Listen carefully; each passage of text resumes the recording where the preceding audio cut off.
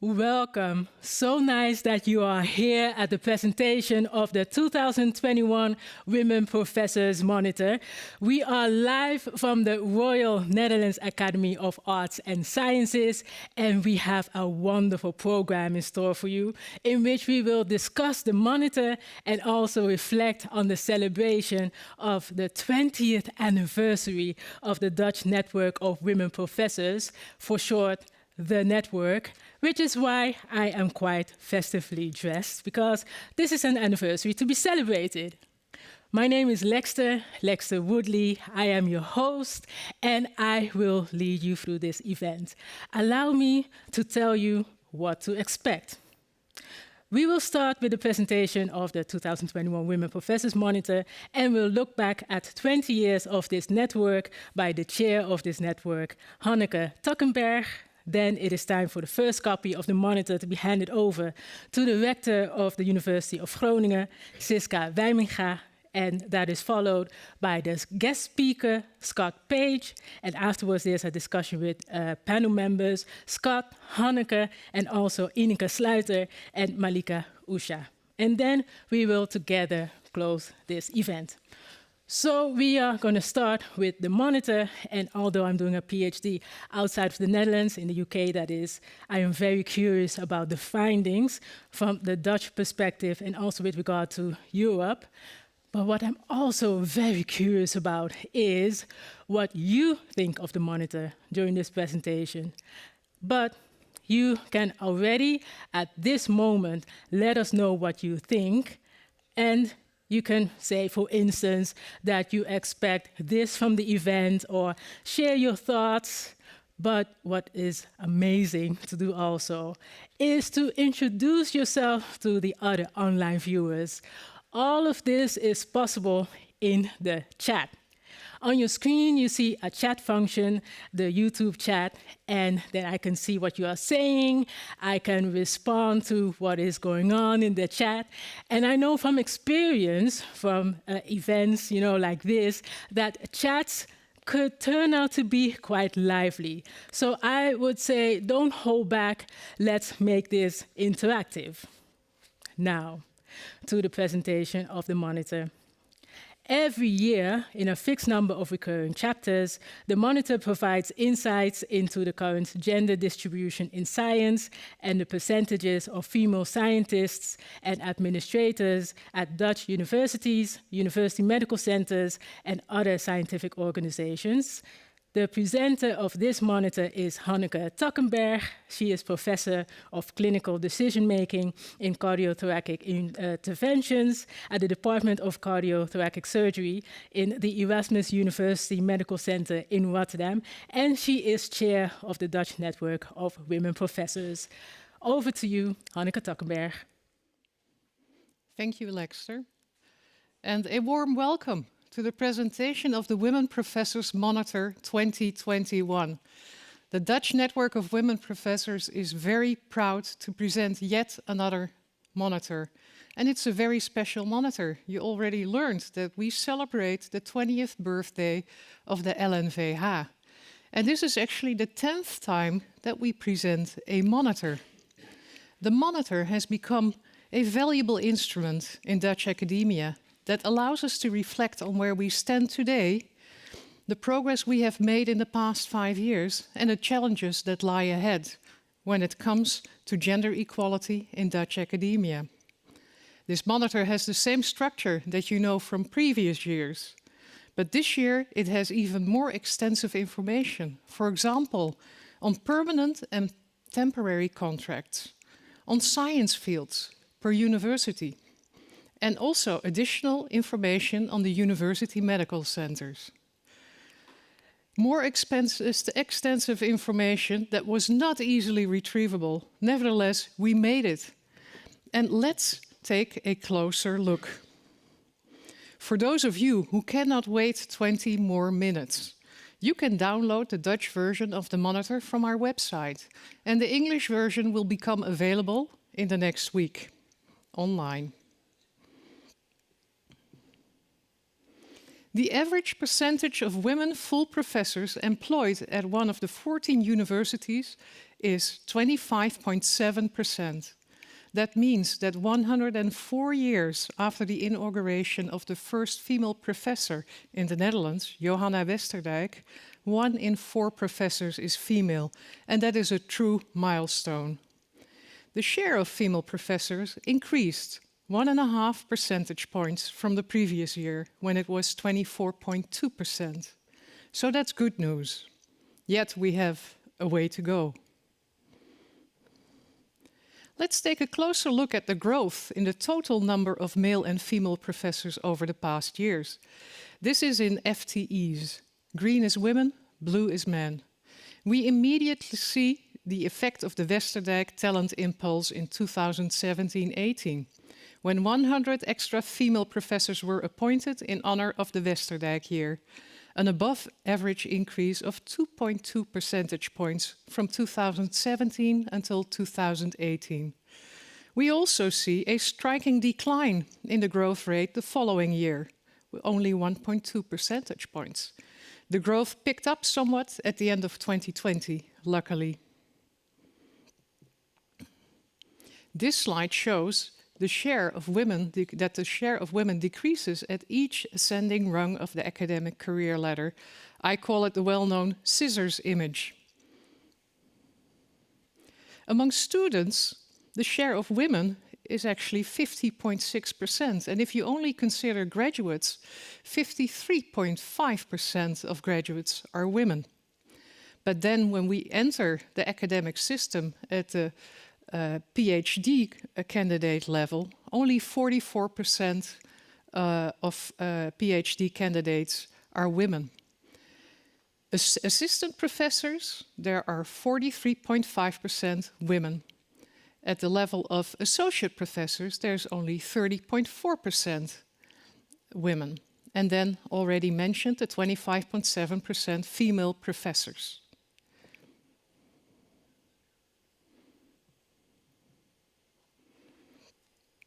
Not only did we pass this year the 25% threshold for women professors, we also passed the 30% threshold for women associate professors. This milestone, however, could have been reached earlier, and you can see that in the graphs below. In the year 17-18, we saw a sudden decrease, minus 0.2 percentage point of the share of female associate professors, which was caused by the Westerdijk talent impulse. 100 extra female professors were appointed over the course of 1 year, and this caused the pool of female associate professors to dry out.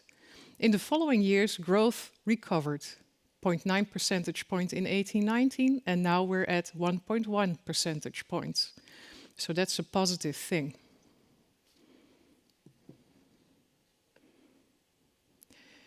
To be able to say something about the scope of the employment contract of male and female professors, we compare the professor FTEs with the headcount of the full professors.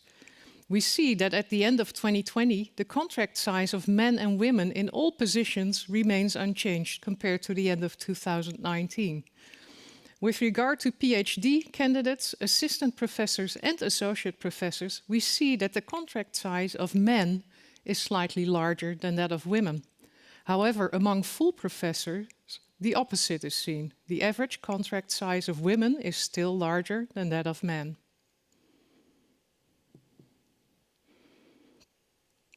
In this monitor, for the first time, we include data on the male-female distribution in permanent and temporary positions.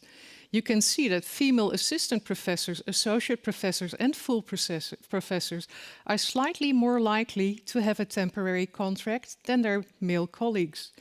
The difference is most pronounced at assistant professor level, where it is 4.8%.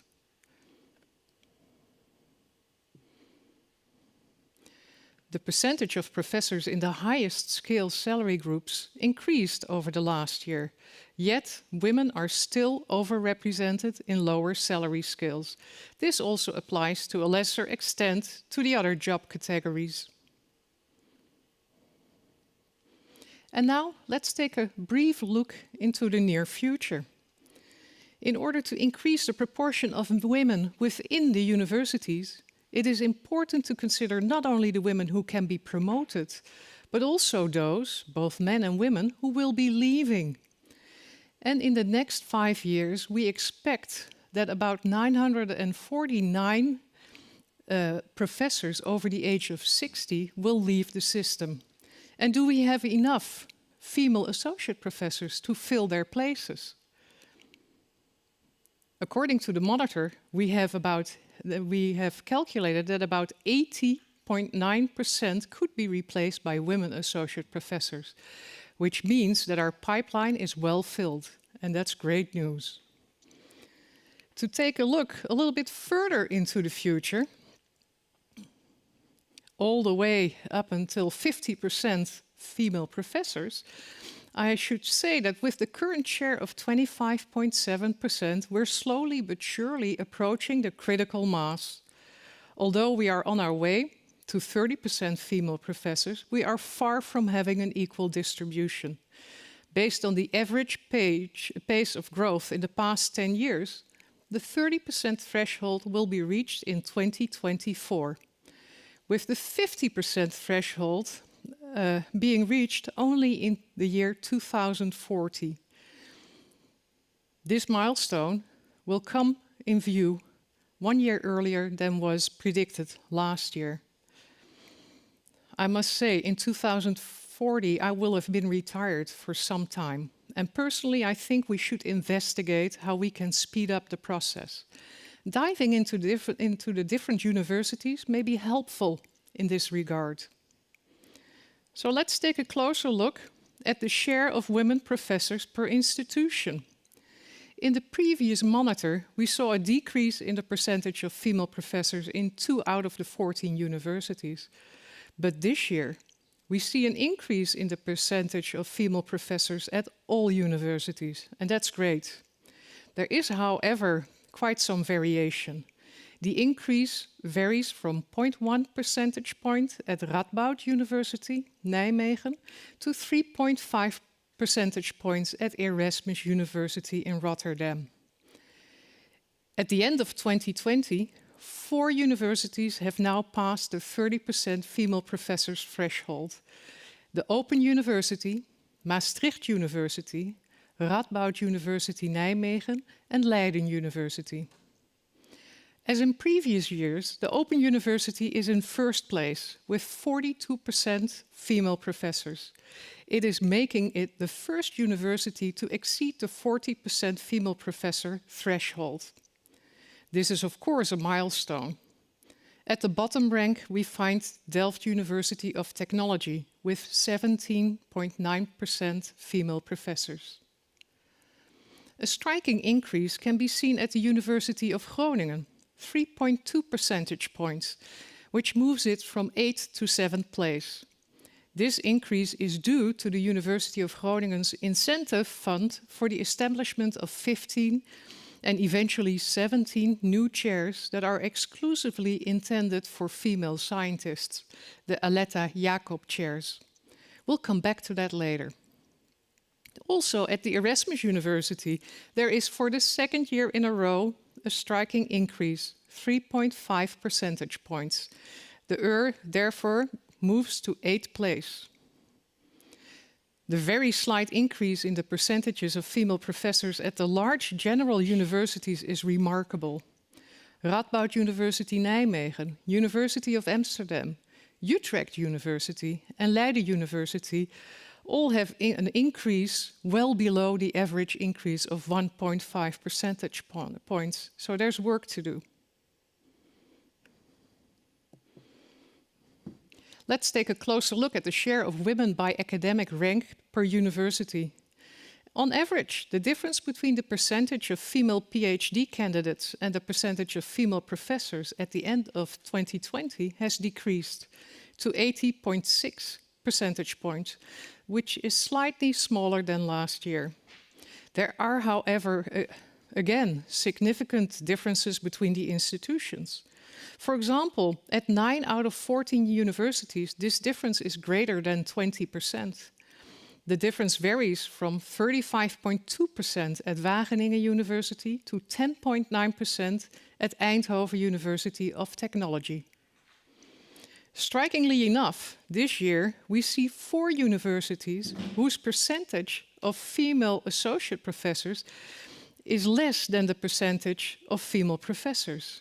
This is the case in the Radboud University in Nijmegen, Eindhoven, University of Technology, the University of Twente, and the Open University.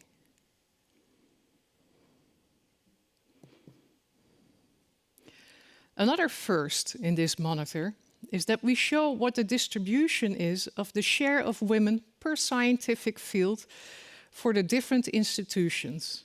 In this way, we look beyond the walls of the universities and the sector-wide picture. And we hope to stimulate exchange between universities on promoting gender equality in specific scientific fields. If we look at the underrepresentation of women in the various scientific fields, then traditionally we focus on STEM. But in this monitor, and as you can see in this slide, we decided to focus on the academic field of economics, where only 15% of professors are women. The figure clearly shows that in this scientific field, as a whole, and in particular for a number of universities, there is work to do to achieve equal representation. We invite you to read the monitor for an overview of all scientific fields. Okay, the $1 million question is, do all universities reach their targets for 2025? In early 2020, the LNVH requested the university to set targets for 2025.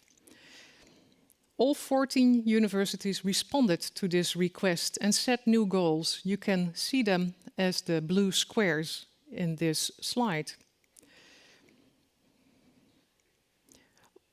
If indeed all of the target figures are achieved, no university will have a percentage of women full professors of less than 25% by 2025. Moreover, the anticipated average percentage of 31.2% will mean that for the first time, 1 in 3 professors will be women. In the previous monitors, we calculated which universities would reach their target figures and which would not, based on the growth rate in the previous year. If we do the same for this monitor, then 8 of the 14 universities will reach their target for 2025 by the end of 2025. A different picture emerges if we do not use the growth in the previous year for the forecast of 2025, but the growth between the end of 2015 and 2020. The effect of the Westerdijk talent impulse will then be included in the prognosis.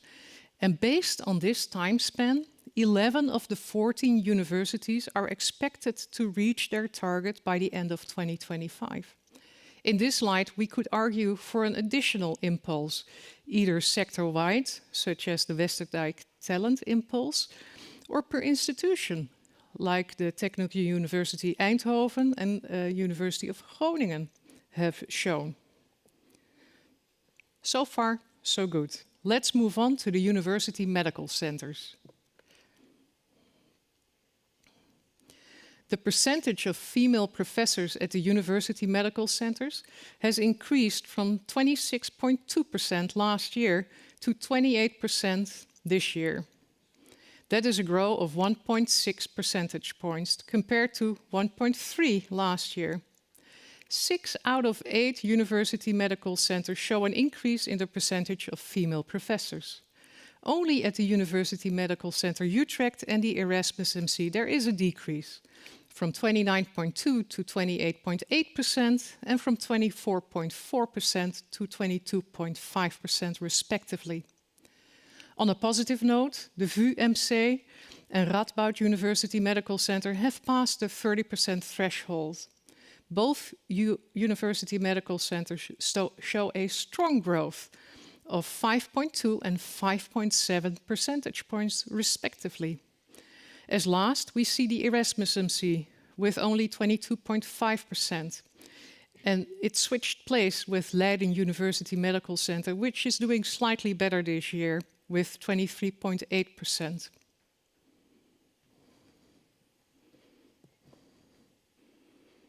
The share of women in each job level per university medical center is higher than what we see at the universities. At the university medical centers, 28% of full professors are female versus 25.7% at the universities. Associate professors, 38.4% at the university medical center versus 30.4% at the universities. Assistant professors in the UMCs, there's 54.6%, while there's only 43.5% at the universities.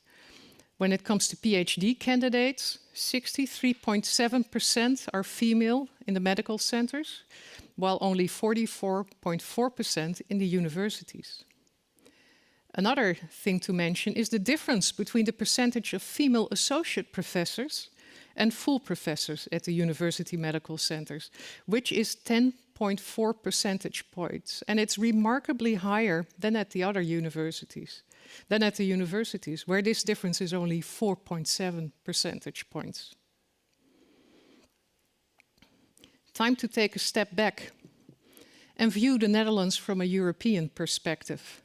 In 2021, the European Commission released a revised version of the SHE figures, a publication including a ranking of European Union countries based on the share of female professors. As we can see here, the years 2015 and 2018 are compared, and the Netherlands still scores low. We are currently in 21st place, which leaves us above Cyprus, Luxembourg, Belgium, Germany, and Hungary. The Netherlands is now ranked 3 places higher compared to 2015, when it was still in 24th place. So a small improvement, but a long way to go.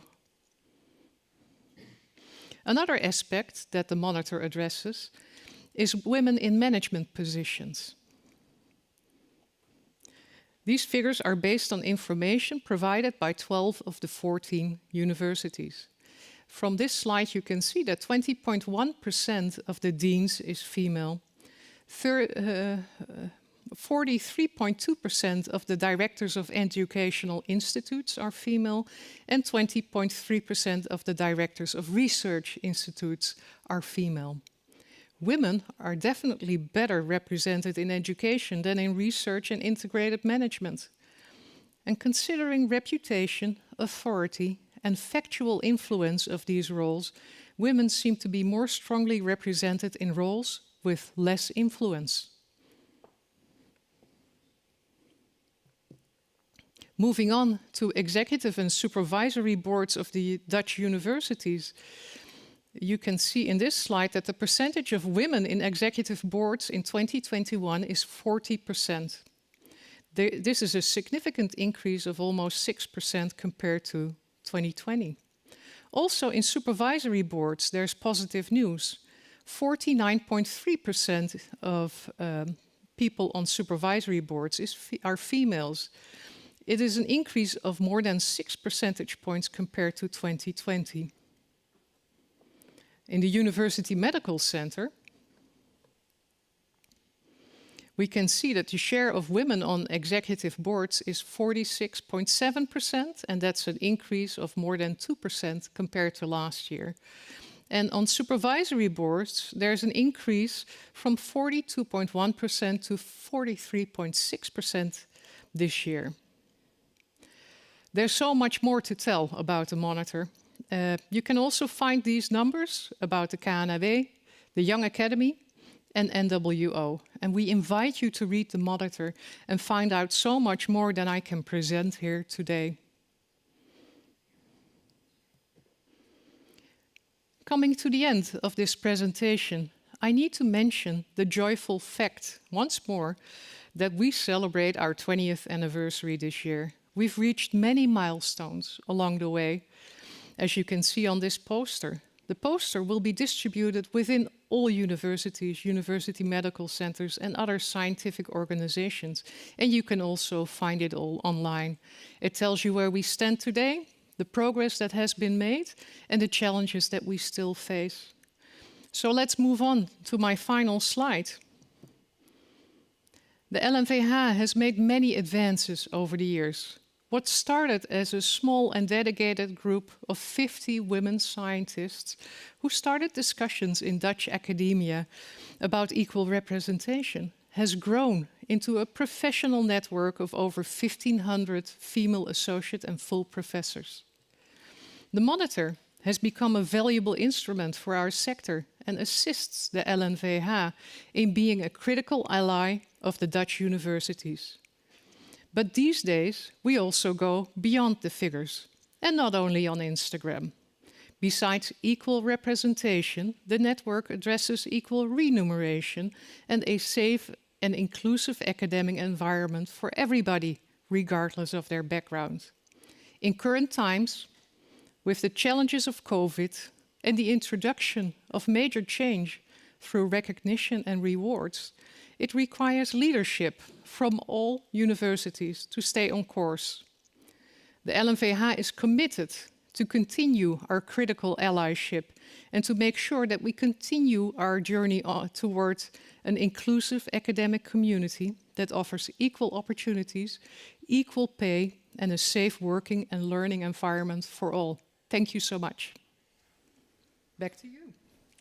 Thank you. Thank you so much, Hanneke, for presenting the monitor. And later we will discuss the monitor further in detail. And there's also an opportunity for Hanneke to answer some of the questions you may have via the chat.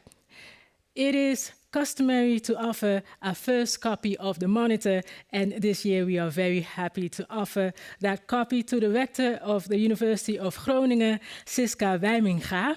She is the first female rector since the university was founded. She introduced the Aletta Jacobs chairs, with which she appointed 17 female professors in 1 year, resulting in a significant increase in the percentage of female professors.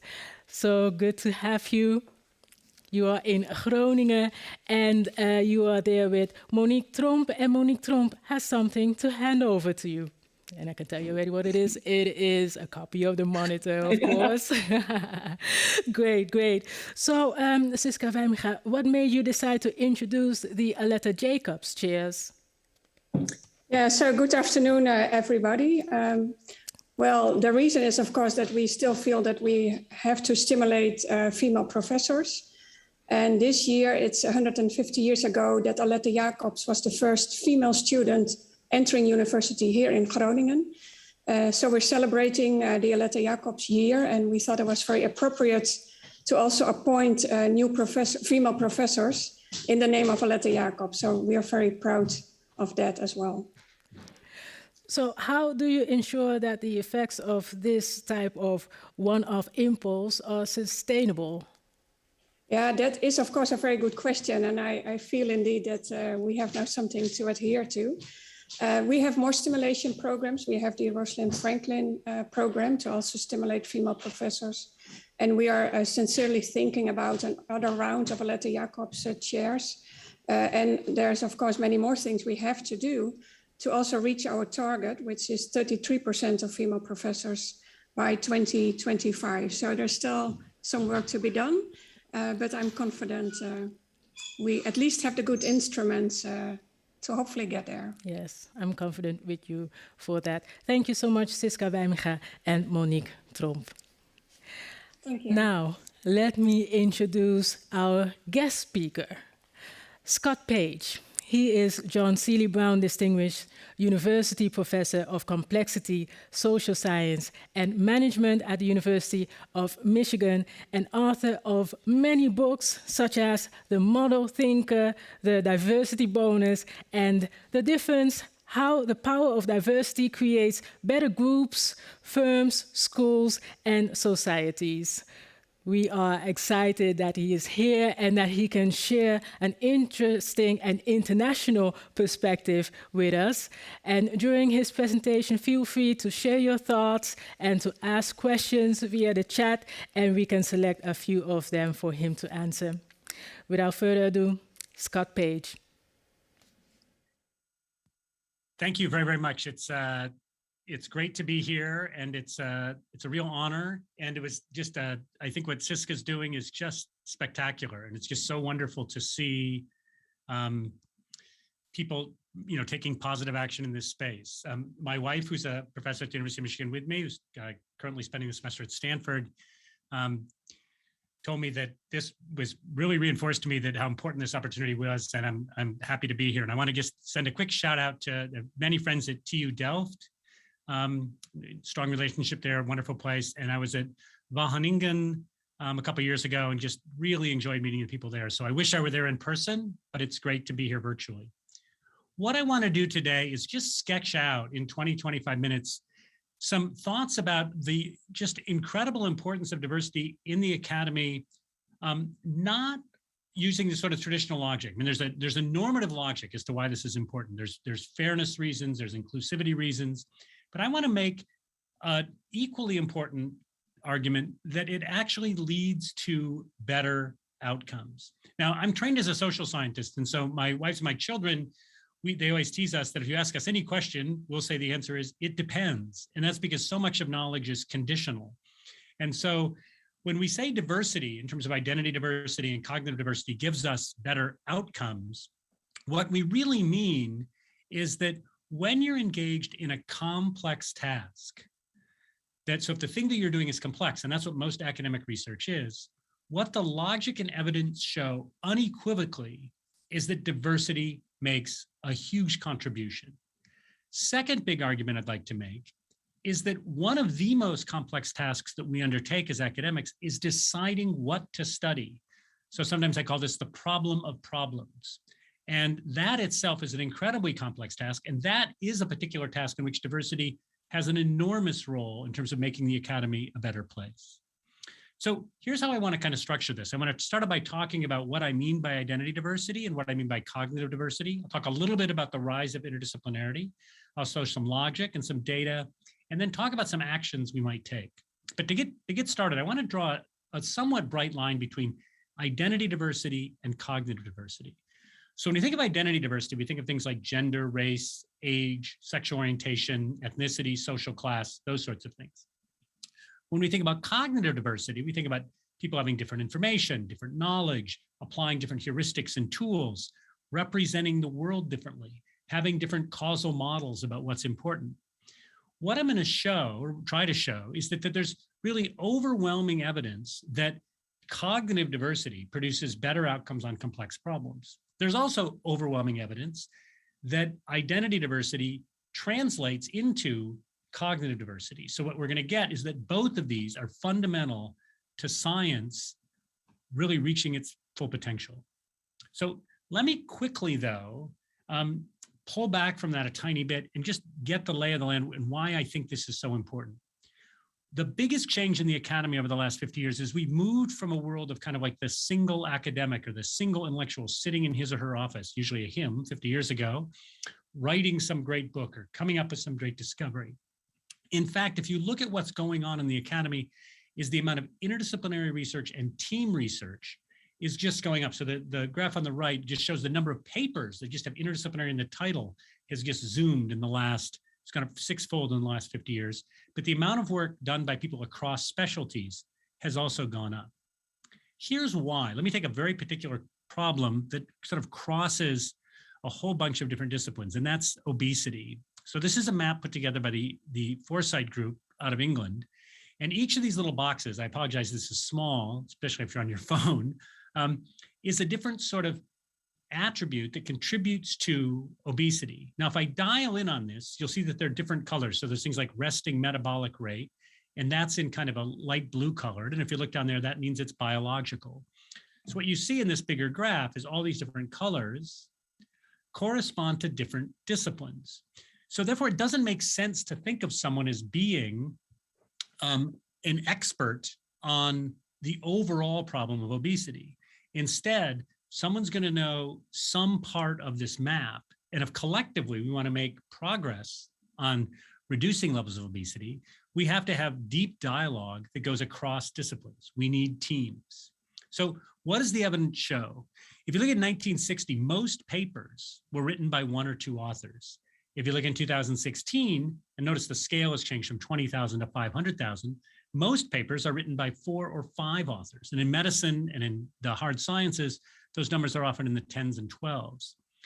So the question is why? Why have we seen this move towards teams? And again, there's 2 answers. One is the problems are just too complex. One person really can't write something coherent about obesity.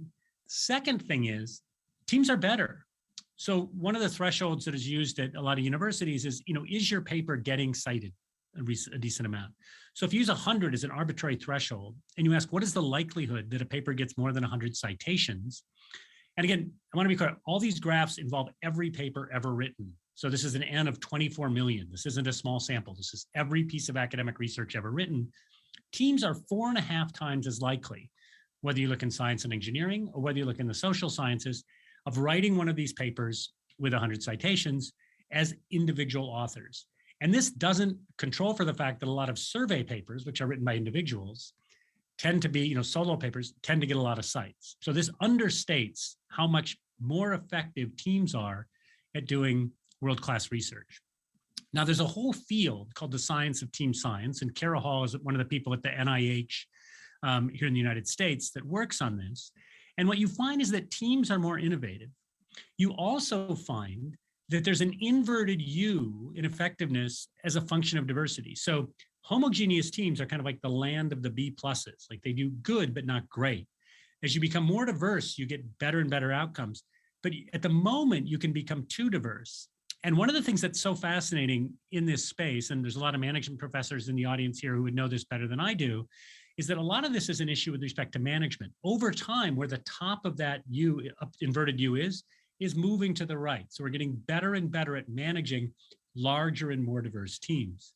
Now, one thing that pops out of this research, though, is that the number of women on teams tends to correlate with team success. And again, this is not meant to be an essentialist argument, but just the reality appears to be that women are more collaborative in groups, and that's what allows teams with women to perform better. And as a task becomes more complex in a formal sense, more disciplines, higher dimensionality, what you see is coordination becomes critical. If you pull back even more deeply and you look again at these 24 million papers, what you see is that 2 things really drive these effective papers. One is, are you working on a problem that is of scientific importance? The second thing in this paper is the word atypical combinations. Are you combining ideas that haven't been combined in the past? So let's go back to that obesity graph. If you're combining psychology and genetics, or you're combining infrastructure and psychology, if you're combining literatures that haven't been combined in the past, that gives you this lift. It's something that I call a diversity bonus. Now, pull back even deeper. And if you get at, these are looking at papers, software, and patents. So 24 million papers, 2.5 million patents, and 26,000 pieces of software. What you see is teams of different sizes do different things. So where the real disruption and innovation comes from is smaller teams. Where development comes from is having larger teams. So most ideas now cross disciplines, and sort of fully carry them out, you need experts across a lot of different disciplines. So here's how you measure this stuff. Something's disrupting if it uses words like introduce, change, advance, technique. Something's developing if it uses words like confirm, hypothesis, demonstrate, theory. If you look at the citation patterns, something that's disrupting tends to, people tend to not cite the papers that it cited, right? They tend to go right to that paper because it developed something new. Where something's developing, that paper gets cited and you cite the papers that it cited. So again, the core takeaway here is that teams win, but teams win for 2 different reasons. One is to really come up with a breakthrough new idea, you need a small, diverse team. And that's where collaboration matters. And that's where the evidence shows that women have been better at collaboration. To really carry something out, you need larger teams and you need coordination. And again, diversity sort of wins out. No matter how you unpack this, you just see diversity mattering over and over and over. So this is a paper by Melissa Schilling at NYU. And she said, let's look at hold everything else constant in a regression and just switch the university of one of the co-authors. So instead of having 4 professors from Delft, switch one out and have someone from Groningen or someone from Erasmus or someone from Gothenburg. If you do that, the odds of writing a paper with 100 citations go up 12% in the social sciences and 7% in the sciences. Why? The why is it's simple. It's diversity. If I'm at a different university than you. I read different papers. I go to different seminars. I have different students, right? I have different conversations in the hallway. And so that cognitive diversity is leading to better outcomes. Now, my training, right, is a mathematical economist, a formal mathematical modeler, and I don't believe anything happens by magic. So the question is, why? What's really driving this? And so here's one way to think about it. There's a total information content in something like that obesity map. There's a total amount of knowledge that's embedded in there. Plato had this phrase of carving nature at its joints. And we used to think of universities broken up this way into silos. There's chemistry, there's biology, there's philosophy, there's history. To actually achieve collective intelligence, what the research shows is that you actually need overlap. You need people who sort of what people call fill structural holes between those disciplines and connect ideas. And so collaboration, coordination, working in groups becomes incredibly important. So what's the logic? How is it actually playing out? Well, let me give two different sort of tasks in which we can see the logic being incredibly powerful. So the first one has to do with prediction. So you can write down a very simple theorem that says this. If I have a set of people predicting, like, do I think this chemical is going to work here? Or what do I think the effect size of this will be? Or what variable do I think will matter? The crowd's error equals the average error minus the diversity. So you'd rather have lower error. So formally, what this looks like is follows. Theta is the truth if I'm making a numerical prediction. C is the crowd's prediction. So C minus theta squared is how far off the crowd is. You might think that's equal to the average error of the people in the crowd. So 1 over n divided by the sum of all the individuals' errors. It turns out the crowd is actually more accurate than the errors, because if some people's ways of thinking give them estimates that are too high, and some people's ways of thinking give them estimates or forecasts or predictions that are too low, you'll end up getting a collective prediction that's more accurate. So here's an example from the world of science. These are 3 teams, one at the Eli Broad Institute at MIT, one at the Sanger Institute at Harvard, and one at the University of Michigan's Bioinformation Department. And what you're seeing is on the horizontal axis, the number of alleles they're looking on at a strand of DNA. And on the vertical axis, what you're seeing is the error rate. So the first thing to notice is you can see more alleles, your error rate goes down. Second thing to notice is that, like, MIT takes third here, the Broad Institute, and Michigan and Harvard are pretty close. It turns out Michigan does a little bit better, but that's kind of irrelevant. What's relevant, most relevant here is if you look at the blue line, what that is that's having a 2/3 vote. It's almost like science as democracy. So you're trying to identify genes here. You've got 3 models, they're different. If you have the 3 models vote, just use a 2/3 vote, you end up doing better than any one of the models. So again, this challenges this notion of like kind of the great scientists. So first of all, these are teams, not scientists, but even the great team logic doesn't work, because this isn't a question of which team is better, Harvard, Michigan, or MIT. What's best is a combination of the teams because of this diversity prediction theorem. Now, this plays out everywhere. So here's, surgeons' diagnoses, right? So what you see is the mean, the best, and the group, and higher numbers here are better. And you see in every single case, the group is far better than the mean. It has to be, we've got that theorem, but it's also typically quite a bit better than the very best, except for in one case. So again, once you have a very difficult diagnosis, prediction, forecast, teams are going to be better for it's just kind of like a mathematical fact. The only question is, how do you get the diversity to produce it? And how big is that delta, bonus, lift, whatever you want to call it? This, I think, is a big takeaway. We think about, in the Netherlands is, one of the world centers for finance. People put together diverse portfolios in order to minimize risk. So when I invest in some stocks and one gets 8, one gets 12, one loses 8, one gets 4, I get an average of 5. So the whole notion of diversity is to mitigate risk. The reason we want diverse scientific communities is not to mitigate risks, it's to get these bonuses. So here's how accurate each scientist was, each doctor was. Here's how good the crowd was. So we're not getting the average by having a mix of people, we're getting a bonus. Here's a study using 48,000 predictions by professional economists. The best economist is 10% better than an average economist. Second best is 9% better. Third best, 9% better. Fourth best, 8% better. When I average them, I get 22% better. So again, portfolio logic isn't what's going on here. Diversity gives you bonuses as opposed to mitigating risk.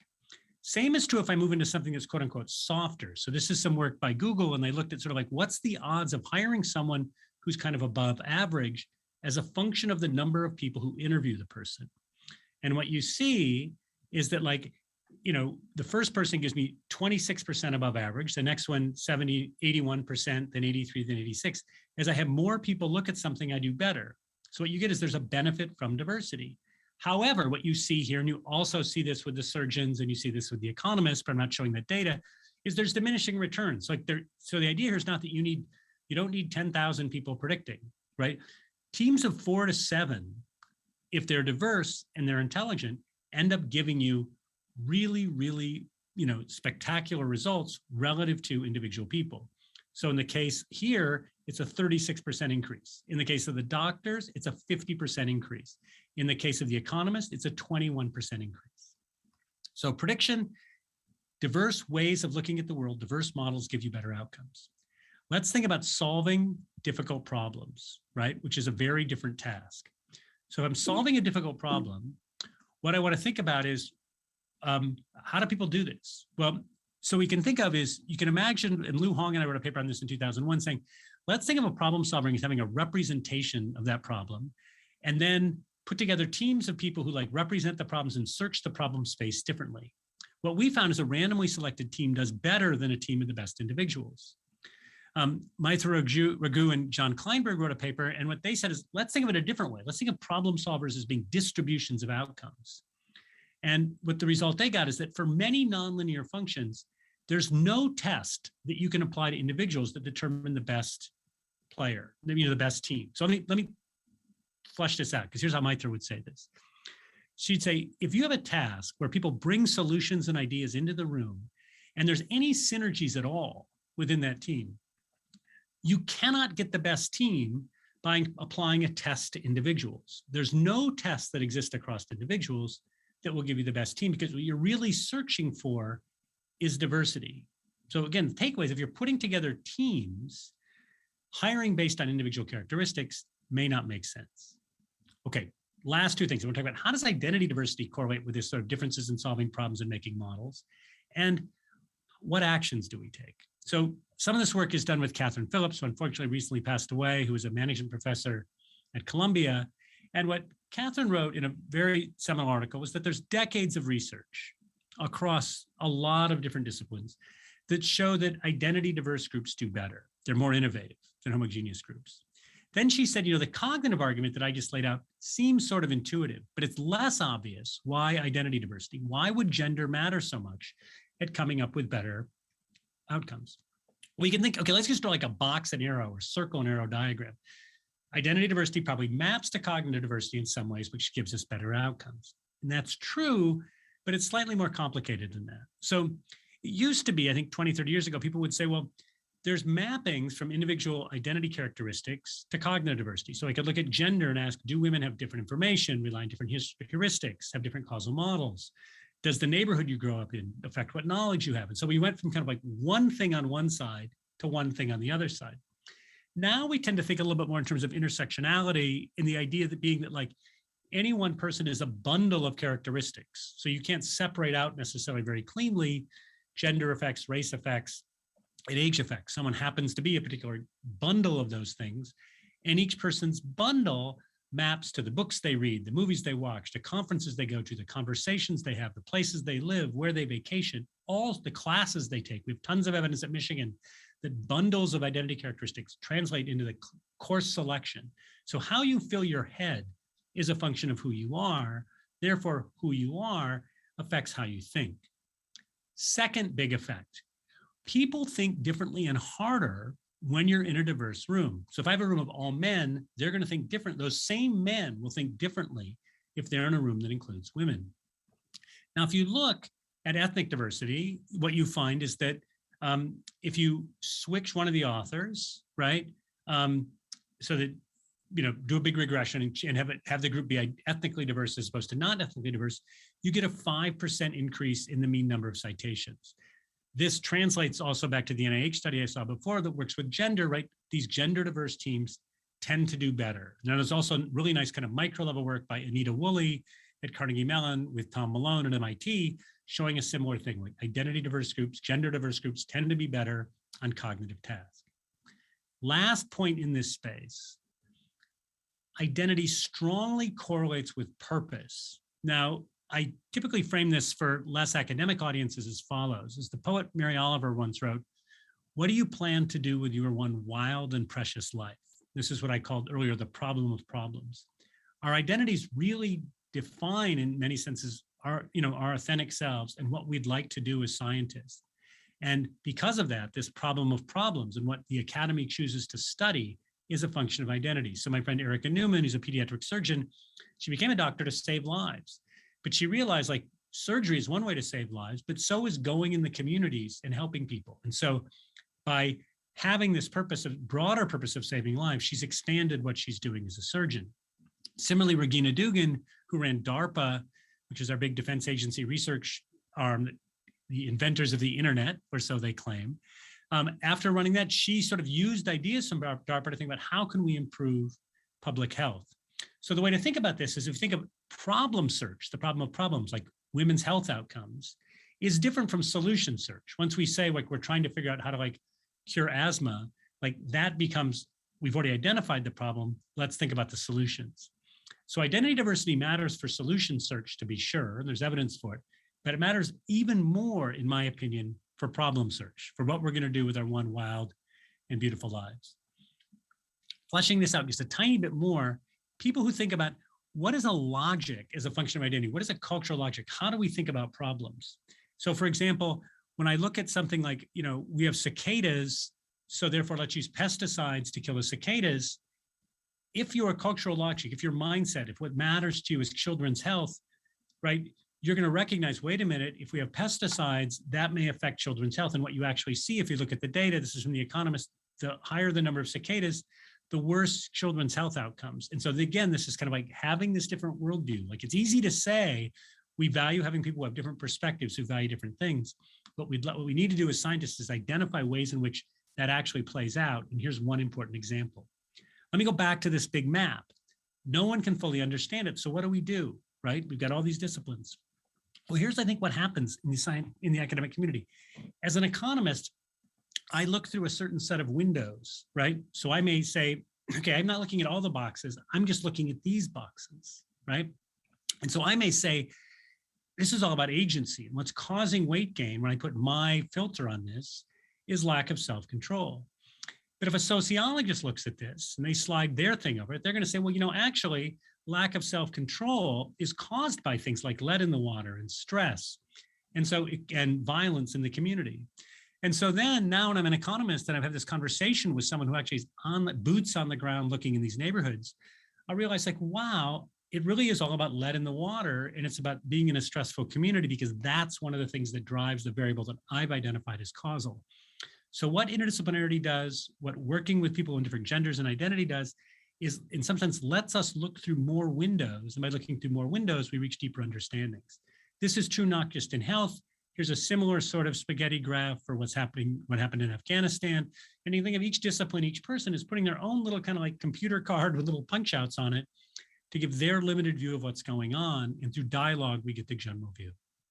So to quickly put a bow on this, what do we do? So Maxine Hong Kingston, who's someone who I just, think is just, I venerate her almost to no end. She says, to her, effectiveness in the world means taking her ideas and changing it in some positive way. And so what we know from the evidence is that diversification, the sort of stuff that Siska's doing, bringing in more women, can make the profession better. And so we have to act to make it so, right? And so one of the things we do, just like what your project does, the Monitor project does, is count. So this is some work on people who do oceanographic research, and it looks at, every one of these sort of, societies and looks who's on the boards, what do the editorial boards look like, what do the organizational committees look like, and just count these numbers, right? Monitoring matters. Second thing I think we want to keep in mind is there's this scientific case and there's this inclusive case, but inside of that is this deep human case. And I think leadership practices and culture have to change to reflect the fact that it's not all men who have spouses at home caring for them working in these positions. So really, to get the benefits of gender diversity and identity diversity to really materialize, I think we have to have different leadership styles and different cultures. We have to engage, we have to listen, we have to attract people, and we have to encourage them. And I often use this very simple graphic. Imagine all this sort of differences of ways of thinking coming into a room, but sometimes people don't bring their whole self. right? Because they've got other things going on, because they don't feel validated, they don't feel safe. And what we need to do is make sure everybody's bringing all of their ideas, all their energy, all their purpose to make better solutions to problems. Kind of my last slide here, when you look at, this is more based on identity, but the same thing holds true with gender. If you benchmark how well a homogeneous team does, one of the things you find is that diverse teams do better. So that's that little line above the top, but they only do better if everyone's supportive. If as a community, we engage and value and support diversity and both sides. So women have to support women, men have to support women. And if we get that, then we get this lift, we get this delta. If groups are not supportive, we don't realize it. And so what the sort of takeaway I see from this is that logic and evidence, hundreds of studies, 24 million papers, 2.5 million patents show the very best groups are diverse. It also shows the worst groups are diverse. And the difference between best and worst that's not happening for random reasons. It's happening because of culture, it's happening because of management, it's happening because of mindset, and it's about the communities and society that we build. And if we build the right sort of inclusive society, we're going to achieve those bonuses. So academic cultures, I think, are crucial to this. They have to support this cognitive and identity diversity if we're going to meet the challenges that are before us. Thank you very, very much. And I really do truly appreciate having this opportunity. And thank you, Scott, for your presentation. Now, let's put this international perspective on the Dutch situation.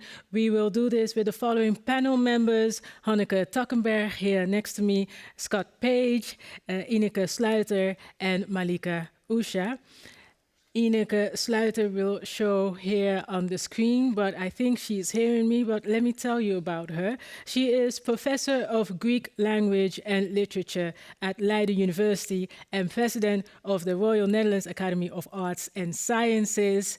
And it is so nice that because of her, actually, we are able to have this event in her beautiful renovated Tinbergenzaal. And Malika, there you are. Malika Usha is a PhD graduate at the Rotterdam School of Management and board member of the network of PhD graduates in the Netherlands. Welcome to you. And yes, let us start with the chat questions that came in.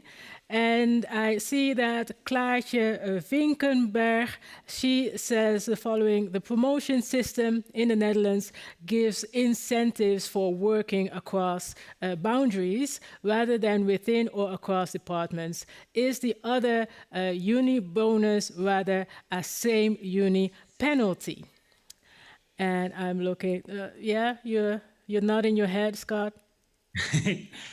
Yeah, I mean, I'm not an expert of that. I'd happily to defer first to the other two panelists if they have, more institutional knowledge on this one. I can give a general U.S. comment, but. Okay.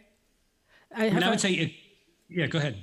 Yeah, no, go ahead, because I was good. Yeah, go ahead. What were you going to? Okay. Yeah, no, it's like, and this is a big issue that, promotion happens within departments. And so if you write a paper that possibly has a big impact in another department, it may get no play. And so I think one of the things that has to happen in leadership positions. I'm at the business school now. I moved to the business school.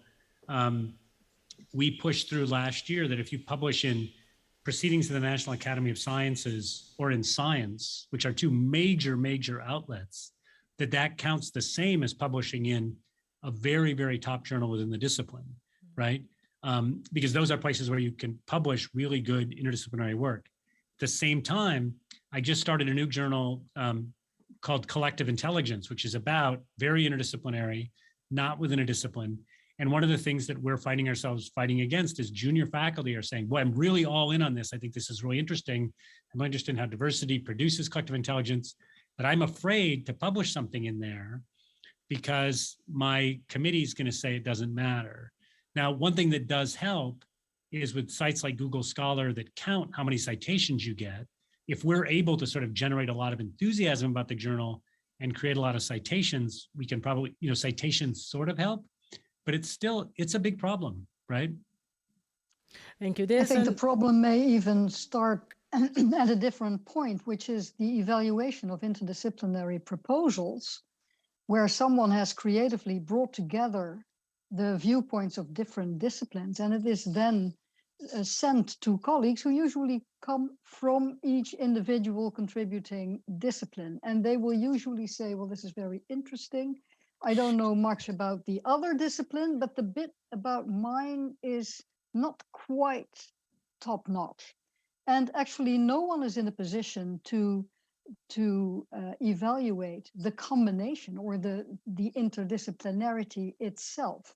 And therefore, evaluators often don't feel ownership of that topic, and that disadvantages people there. So it starts even sooner. It's always been a problem with interdisciplinary proposals, I think. Do you agree, Hanneke? Has this always been I recognize that, and I think their collective intelligence in selection committees would also be a good thing. Great. Let's go to the other questions in the chat. Gary Jager, he says, how does your plea for diverse teams, even randomly selected, relate to the tendency in academia of more and more specialization? Yeah, so the point of that particular paper, when you say randomly selected, we're randomly selecting from a set of, sort of, in this case, it's algorithms that are competent, right? So there's one of the things that all this research shows is that there's kind of a general level of understanding of the problem. Like if you think of those filters going in the obesity graph, you want to bring in people who know certain things. I think that and again, there's one way to think about this is to go back to sort of, and I'll look at Malika here, maybe she can help some, in that when we think within an organization, often organizations are also siloed and you get specialization. And then you need people who sort of fill these structural holes, right? Who can connect, marketing to engineering within a business, or like if you're looking at like someone who's doing neuroscience and data science, because you've got all this data now. You see people who are studying psychology, and now there's like really high dimensional data that you can use. You need someone who knows enough of the two of them to create this sort of, for lack of a better phrase, like the interstitial tissue, right? So I think that this, as people get more specialized, the people who study tissue matters more. There was like just an incredibly spectacular article in the MIT research magazine that I got yesterday, that one person in a chemistry department was doing something incredibly specialized about shooting paint through little like plasma things, and another person was using the same techniques to, in some sense, spray different types of metal on other types of metals to make, like these almost like a tort out of metal in some sense, for lack of a better phrase, like a layer cake. And they're like, whoa, wait, you're doing the same thing I'm doing. And then you have two specialists, right, from completely different disciplines. One's in, metallurgy, one's in chemistry. And then what you do is you get really smart grad students to figure out how to translate. Mm-hmm. Now, the challenge, as Ineke says, is like, how do you get those graduate students jobs? I mean, that becomes because they're in this weird spot of, chemical metallurgists, which those departments don't exist, right? Mm-hmm. Malika, you have something to add to that? And you was talking about I think I have two things to say. I think coming back on the previous topic in which we mentioned proposals and sending it to several committees, I've kind of experienced the same thing with my own proposal when I started a PhD. And I think the problem here sometimes is that it is not done on the way Scott just mentioned. So it's not sent to someone in another discipline. It's not sent to someone they don't know. And it's often kept into this circle. And I'm an anthropologist, and I don't think there's anyone better than staying in their own circle like we do. And I mean, that's such a loss for just, cultural and social science in general, but science in its overall. And I think when you draw that back to graduate students and providing them a space in academia by doing that, I think it all starts with telling them that once they start their graduate studies, that they can apply for such a position. So they start thinking about these type of possibilities from the beginning upon, and not when they're already halfway or towards the end of their journey as a graduate. Yeah. So tell them, let them know that as soon as possible, actually. Well, not waiting too long. Exactly. They're not only here to learn more stuff, but I really believe everybody has something to bring. You just have knowledge only learned somewhere else, that's also valuable. So Malika, can I just pull more audio on that? Because this is the thing I've been trying to understand about this thing about like the problem of problems or the Mary Oliver thing. Do you feel sometimes that people go into grad to get their PhD because like they're really passionate about something, and then they get kind of like, you're kind of not allowed to do that? And so you get kind of mainstreamed on like, study this thing. And then how do you pull them back out to get back to their passion? well, you need someone who is as passionate, I think, to recognize that passion in the first place. And what I think is important is to also tell PhDs that they are allowed to speak up and, claim their passion and not just say it as, it's something living in my heart. And no, I love it and gives me a lot of energy. And, this is what I want to stand by with. And this is my fire. But that's one of the things we as PNN try to do basically is, make PhDs aware that they really matter. Like, they are the future. If you don't stick that fire into it, no one is gonna do it. So, right. And I think this is the long-term vision that you need to hear from your supervisors and the environment. But I think it's also the academic environment that we need to create as an overall, and not just department-wise or. I think that's one of the things, but I also think it's very much important to also make people aware of the possibilities, to give them something to look forward to. And yeah, if I may add to that, doing a PhD myself, having good supervisors really help, because they have supervised other PhD students and candidates, and they really could notice if your fire has gone down a little bit and how to rekindle that. So having great supervisors really help. I know that from experience. Yeah. Great. Let's go to, I said Gary Jager, and I said he, but Gary Jager is a woman. Let me see what else you have been saying in the chat. Appelblauw Zeegroen says, I appreciate how you account for the complex relation between identity and cognitive diversity. In the Netherlands, we increasingly encounter a discourse on political diversity, politicians demanding more political diversity at universities, that tries to recenter, I think that is what you're trying to say, recenter the diversity debates. What is your take? It's quite a long sentence. What is your take on this political diversity argument? So this, I think it's funny, I was just talking about this in my class today, that Atlanta and Chicago are really trying to sort of make inroads, this is going to sound unrelated, into the tech industry, because tech right now is concentrated to a large extent in Silicon Valley. And one of the really interesting things about Silicon Valley is that it's not a very religious place, right? It's mostly filled with brights. And so if you come from the Midwest, you come from the South, like I'm an Episcopalian from Michigan, but if you're a Baptist from the South, you just don't feel comfortable culturally in Silicon Valley in the way that you would in a city like Atlanta or Raleigh. And there's a sense in which, people are really talented, people are getting jobs there, and they're just saying, I just don't fit. I think the same is true. I grew up in a very small rural area of Michigan.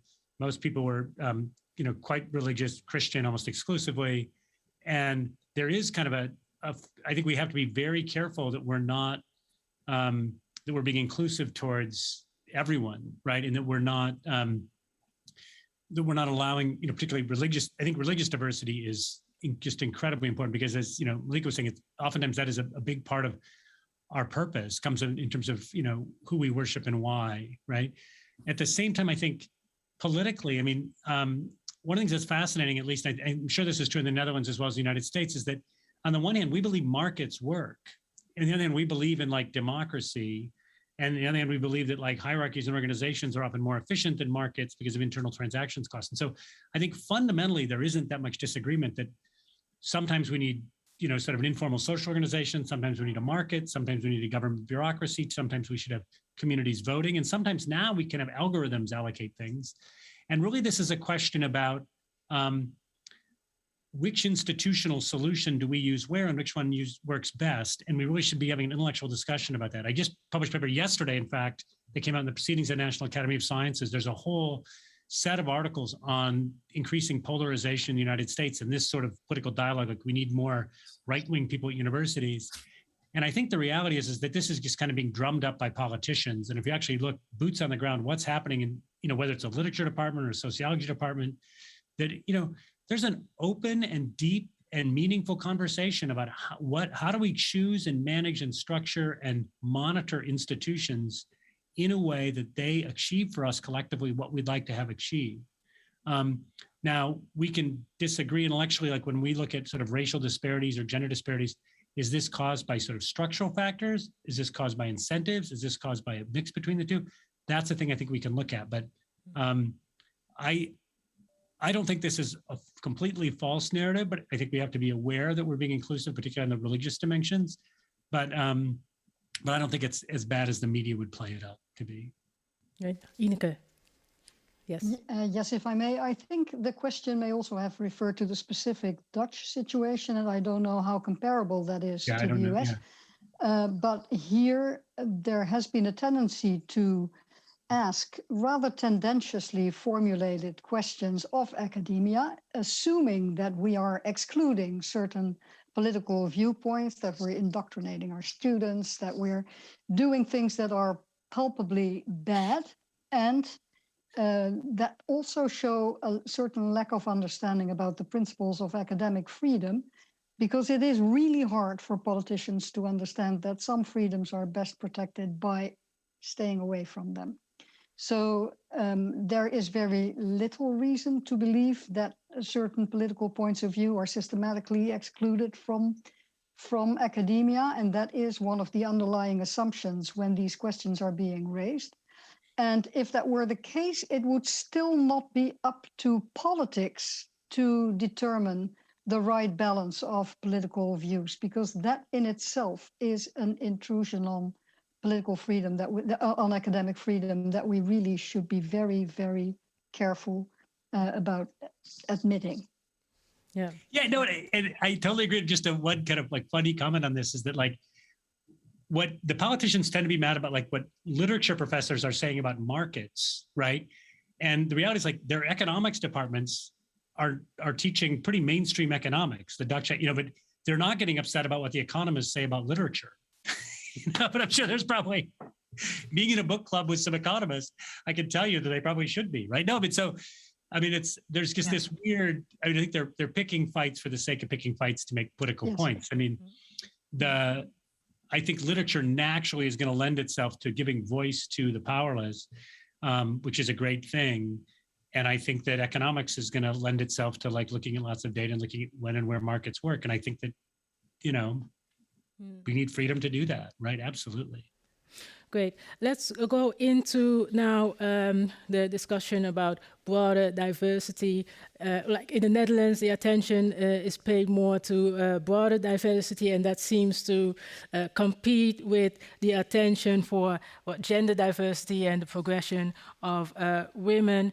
For all of you, and I'll start with Scott, what can be done for those two not to compete with each other, but that they can reinforce each other? Scott. Yeah, this is a really good question. I think that the one way to think about them reinforcing, I think at the very end of my talk, when I talk about, like, creating a culture where diversity is encouraged. And, like, so let me give one very specific example, and then I'll turn it over, which is the veterinary profession in the United States used to be a very sort of male-dominated profession. It was single offices with a single doctor. The veterinarian worked like 80 hours a week. You had to have a lot of capital to buy your own practice. Now the profession is predominantly female, perhaps maybe too much female, but now instead, most veterinary offices have more formal structures with like 6 or 8 vets. So that means there's more times when people can go to the vets. The work-life balance is now much better, because, like, if you have children or you're doing other things, you can take more time off, you can work more or less depending on what your life allows you to do. So the job is better. The job is more inclusive. Patient services for pets and large animals are better. It's just all around a win-win-win. And it helps women, and helps people who don't have access to wealth. enter a profession they couldn't enter before.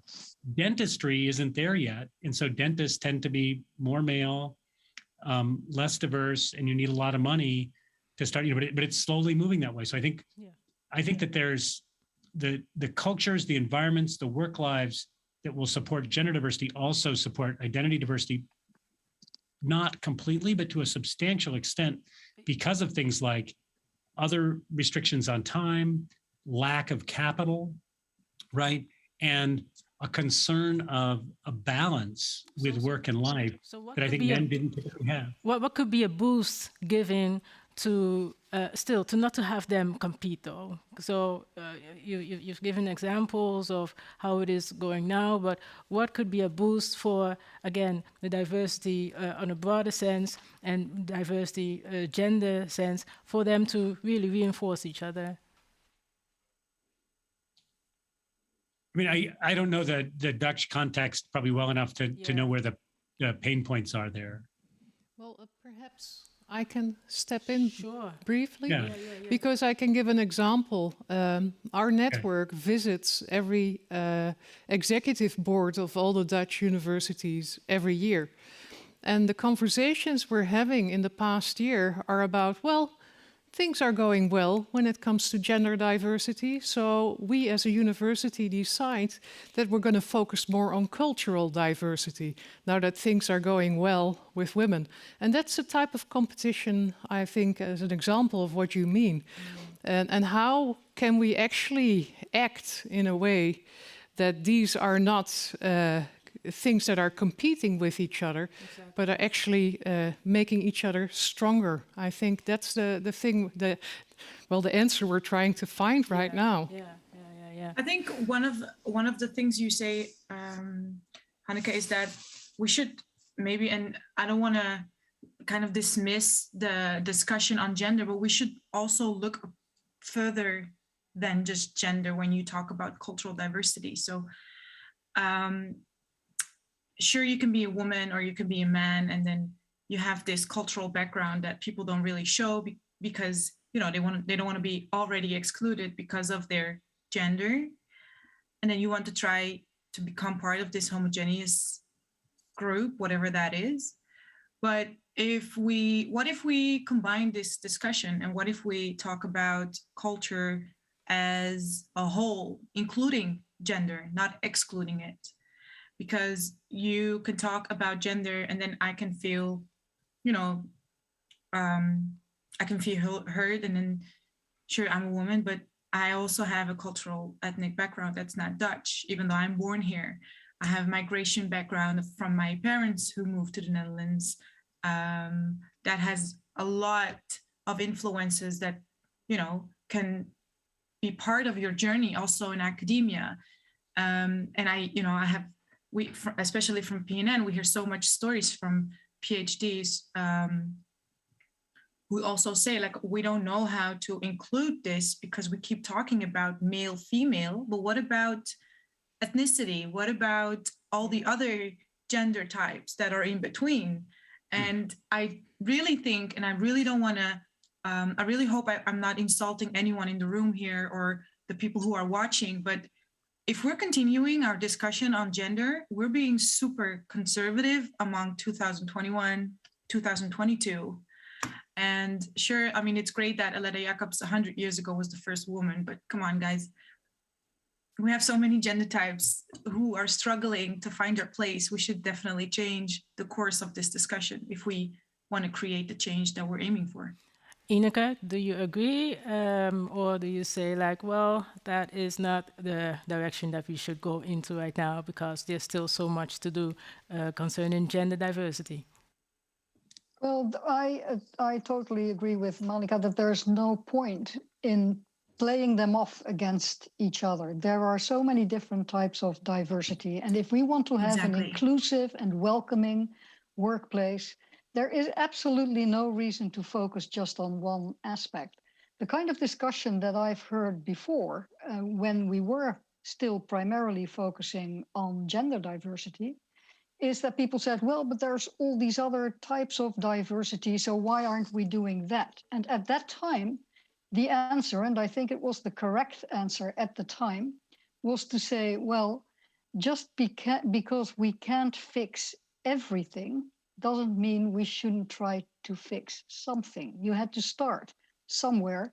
And the gender point was not a bad place to start because admitting all the different forms of non-binary gender identities, but still in broad terms, this is a 50-50 division of the population in very broad terms. And that clearly was not the case at the university. So this was such a glaring case of inequality that I think it was totally defensible to start there.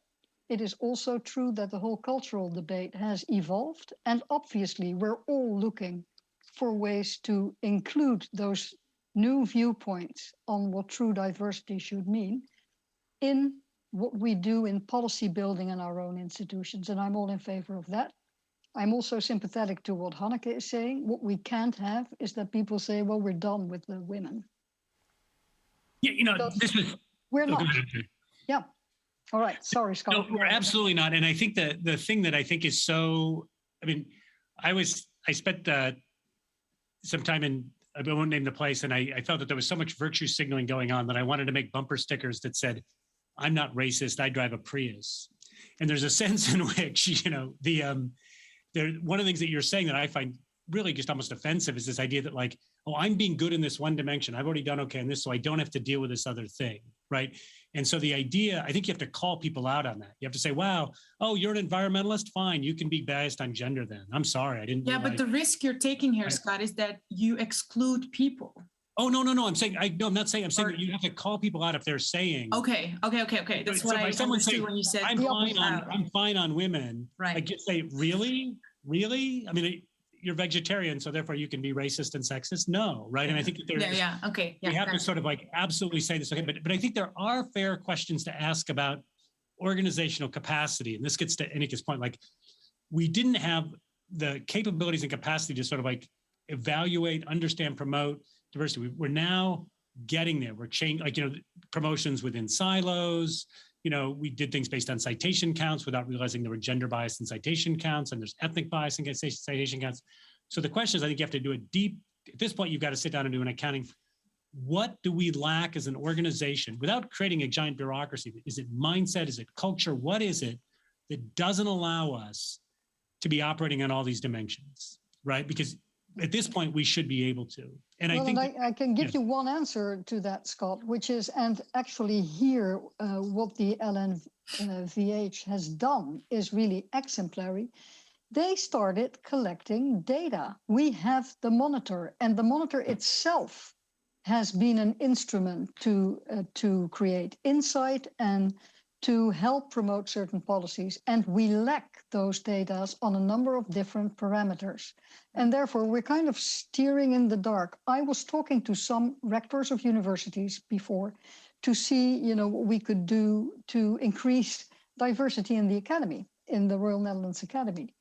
And I said, well, do you have a good picture of the kind of diversity represented within your own organization? Because if we don't get nominations, we can't elect. That's the thing. Right. And they simply didn't know.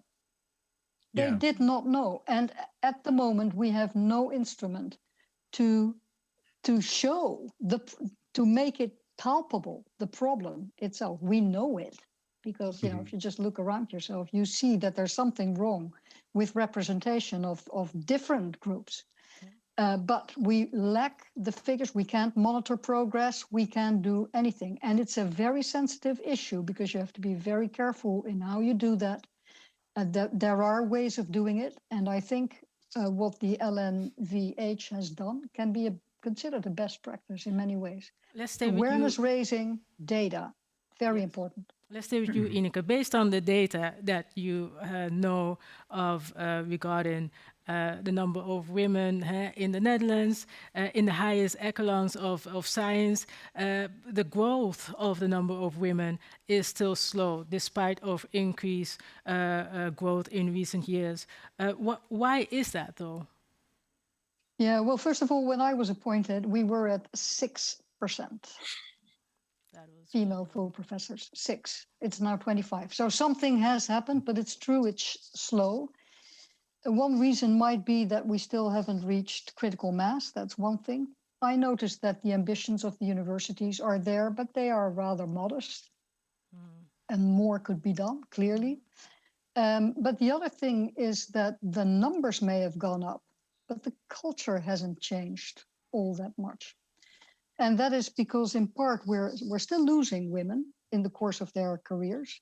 And the ones who stay tend to accommodate to what is still a predominantly male-identified role model of what a good scientist is. And this is not to blame those women. We need to fix the culture in that sense. How so though? That there is... How though? What would be your call to action? The call to action, I think what has worked most spectacularly, and this is also clear from the monitor, was the impulse that was given by the Westerdijk year. So we should probably think of different ways to create an impulse to appoint a group with different values, a different sense of what it takes to be a successful scientist, even to define what that means, where there is more room for team science, where you don't automatically have to posture as a self-assured, competitive, output-oriented person in order to be a valuable member of the academic community. But the precise way in which you fine-tune such an instrument, that's difficult. We had a concrete moment that we could use when I'm one of Athena's angels. We initiated the idea, and Jed Bussemaker, who was then the Minister of Education, executed it. But we had a concrete possibility that we saw, and we used that. And the question here is, what can we do to create a similar impetus?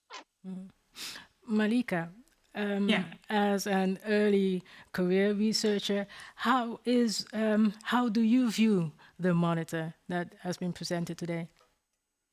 Well, I was quite shocked to hear about the 6%. And at the same time, I find it very interesting that one of those peers is among us. So I am quite interested to also hear how it was for you. How did it feel like when you had your chair? So when I went to the monitor yesterday and today, I thought, maybe if I go through it one time more critical and then I, sleep on it for a night and then I come back to it, would I change my view? Because I've already seen it. And I have 2 points I want to mention is 25% is incredibly low. If you look at the way the Netherlands is placed amongst all kinds of rank lists globally, because we have one of the best universities in the world. And I know that this year, 2021, the Erasmus also won that place too in the Shanghai rank. So that's one thing. At the same time, if we started at 6 and we're at 25%, we're doing a very good job, knowing I'm Moroccan and I know how it is to be a female researcher and followed by the government in Morocco because you're doing your field work. So I know how it is to not be able to speak as a woman, and here you can do it. So sure, we have privileges, but the fact that we still call it as privilege, again, in 2021, that does raise some questions because I don't believe that there weren't successful or ambitious or brilliant women in the 60s who had an ambition to become a full professor and then they didn't get there. I don't believe that. They must have been there. What would then be your call to action based on what you've heard, based on your experience, based on what you wish to see? What would be your call to action? Well, I don't know if I really have a call to action. I may be a softie in this type of way of thinking, but I do think that conversation is very important. So, if you speak with the people in those places that are male and then you follow what they do, because everybody can say that they support gender diversity and they support women being on top, but if you watch them doing something else, then you have a clear answer. So that's one thing. And two, I think you should talk with the new generation scientists, researchers. We really do admire all the work existing researchers and full professors and assistant professors and everybody in that academic sphere has done. But there can be new ways to not lose the quality, but to innovate. And maybe we should go back to, the very start of science, which is innovation and deepening our knowledge on a certain subject. So I think you should talk with new generations and not decide for them what is good, because the existing system clearly doesn't work. So it has to fall, and then you can start from scratch. And seeing the fact that we have so many members at PNN, I know that there are a lot of people who want to work with you. That sounds like a good call to action. Work with the generation and not that you decide for them. Scott, earlier on I put you on the spot, like what can we do in the Netherlands to have this gender diversity? But based on what you've heard, based on, of course, you know a lot, and thank you again for the presentation. What is your call to action? So one thing building off what Malika said, let me pull back to the sort of gender versus ethnic diversity. One real issue we have in the United States is we have a lot of very high quality, small liberal arts colleges that tend to be in predominantly white communities, throughout, because they're just in rural America, in the Midwest and in the Northeast and even in California. And here's where you get this sort of fundamental difference between gender and ethnicity, in the sense that like those communities have half women. Right. And so being a woman professor in those communities is okay. But if you're Moroccan or you're from the Congo or you're Somalian and you go to, some small town in Maine, you're different than everyone else. There's no restaurants, there's no cultural thing, so there's a question when you think about, the notion of critical mass came up in this. And so I think the critical mass dimensions of women in the academy are very different from the critical mass considerations one has to think about when you think about underrepresented minorities in the academy, even at the level of things like place. And so I want to build off what Malika said. I think it makes sense to sit down and have deep conversations. We often talk about pipelines. And I think that what she's saying, which is correct, is we want to think molecule by molecule, that water going through the pipeline consists of a whole bunch of different molecules. And we need to have deep conversations, I think, especially on the sort of intersection between ethnicity and women. Like if you're a minority woman going into a community, going into a department, in a place, what is that experience like? And then what can we offer in terms of support network, opportunities, portfolios of benefits and things like that, that will enable you to craft a life that lets you combine your intellectual passion with the rest of your life, working in a way that is comfortable for you. I was just talking to someone, it happened to be a man who moved to Albuquerque 50 years ago, and he was African-American from Detroit. There was no churches, no restaurants, no bowling. None of the things that he did culturally existed in that town. And this is Albuquerque. It's a town of, at the time, 250,000 people. I think that is a fundamental challenge, even as we're trying to have a more assimilative culture. I know the Netherlands is making sure that sort of intellectual plus life balance is happening. And you're only going to figure that out by conversations and I think allocating power to people to change institutions. Yes, thank you so much. Hanneke, the network has been around for 20 years now. And I'm curious to hear what has changed in recent times, just a few sentences, and what will be the points of attention in the coming period. Yeah. I think the discussion that we just had is actually exemplifying what is going on right now. And while the Women Professors Network started as a small bunch of women professors back in 2001, when really gender needed to be on the agenda and we needed to increase representation, it has become so much more. And before I then step into the fact that right now there's a lot of change in society, I think in the past years what we've done, we put on the agenda representation, and we're getting there. And 25, I can see that as positive, and I can see that still as a big challenge to get any further. But also when it comes to remuneration, I think we made a lot of efforts there and raised awareness of the fact that we still earn less than our male colleagues. Thirdly, and then I move more into what we are talking about, and especially what Scott just said about creating an inclusive environment where people feel at home and are able to thrive and make the best of their talents, regardless of gender or any type of visible or invisible diversity. I think that's what we also stand for. Not only social safety, but a truly inclusive academic environment. In the next couple of years, and also in light of what you said, Malika, about taking into account young scientists, and of course there's a lot of change in society, and we also see that coming in with the young scientists that come into our community. They bring a lot of change. And of course we're a very old institution that was built by men and was built on individual excellence and competition, and we're slowly changing towards team science and all the beautiful things that Scott talked about. So we need your help, Malika, and the other young scientists coming along to also bring in those perspectives and make sure that we take them along on our journey. And moving forward, the network continues to be a critical ally, that's for sure. And we continue to focus on women, but we specifically say we're here to create an inclusive environment for all people in academia. And we will work together more with other diversity organizations in our field to see how we can make that picture 1 + 1 is 3, because that's what we want to go for. Synergy. This is such a good conversation. Was a good conversation because we need to stop. We need to stop. I'd like to thank you, Scott Page, Ineke Sluiter, Malika Usha, and Siska Wijminga, and also Hanneke Takkenberg for your contribution to this event.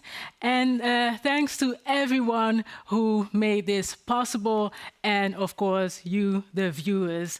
Thank you so much for, thinking along and being in the chat.